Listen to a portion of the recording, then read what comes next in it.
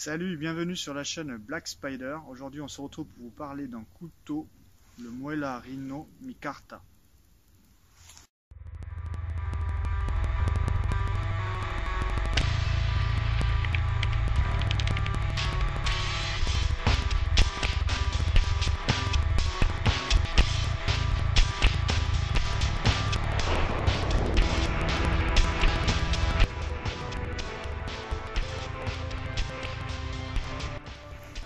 Donc c'est un couteau de fabrication européenne, Muela, de marque espagnole, qui est spécialisé plutôt en couteau de chasse.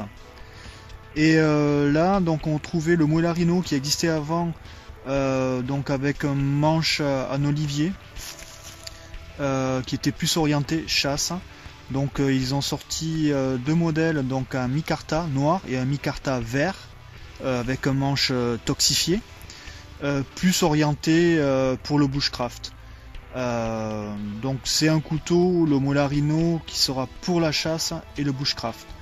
Donc ce couteau est d'une longueur totale de 220 mm avec une lame en tranchant de 10 cm et une épaisseur de 4 mm pour un poids total de 207 grammes.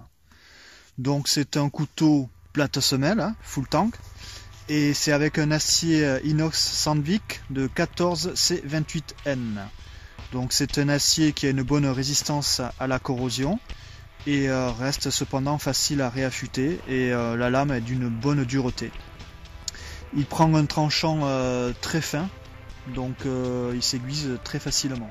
Qu'est-ce qu'on retrouve sur ce couteau? Donc on retrouve un grip sur le dos de la lame, on retrouve un finger choy sur l'avant et un deuxième finger choy sur le manche, ce qui permet d'avoir une très bonne prise en main dans les deux cas. On peut exercer un travail fin pour faire des hérissons par exemple.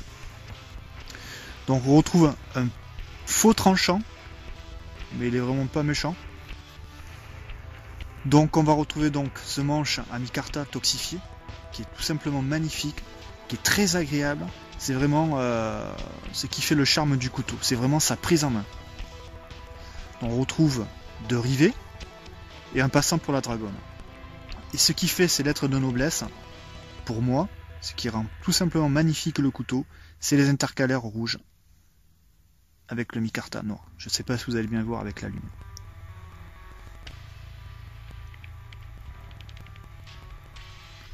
Donc je trouve ce couteau tout simplement magnifique.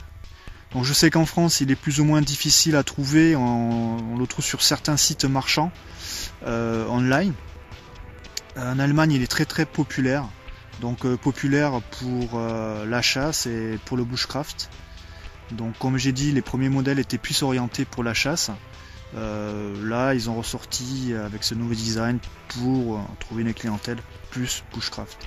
Donc ce qui est intéressant au niveau du manche aussi, c'est le petit rucker qu'on a ici, ce qui fait que même sans la dragonne, on a une bonne prise en main. Donc pour la chasse, je le trouve intéressant, c'est pour la forme de sa lame, pour venir dépecer, débiter un animal. Et ensuite pour le bushcraft, ici avec un finger shot peut servir pour, avec le fire stick, de pouvoir allumer par exemple. Et comme je l'ai dit, donc faire toutes les petites tâches qu'on peut avoir en bushcraft dans un camp, ou sculpter un petit bois, une cuillère, peu importe. Donc, ce couteau est tout simplement magnifique. Donc ce couteau est vendu avec un étui en cuir, donc c'est du cuir espagnol. Donc on retrouve sur ce cuir donc un passant horizontal avec des boutons pression.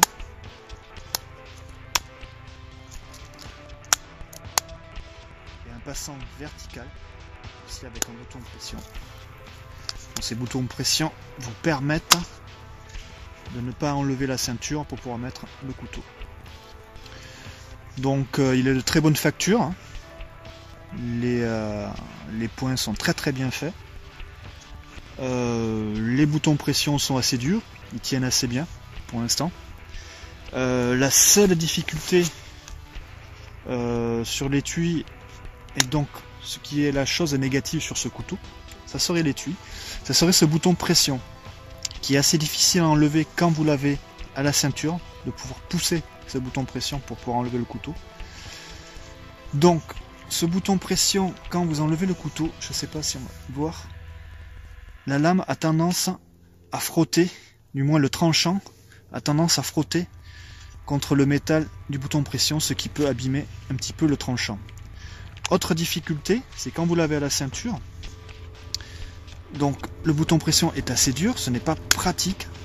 Ce qui manque, ça serait une petite languette en cuir, un petit débord, qui pourrait permettre de pouvoir enlever la pression plus facilement. En tout cas, la rétention est très très bonne.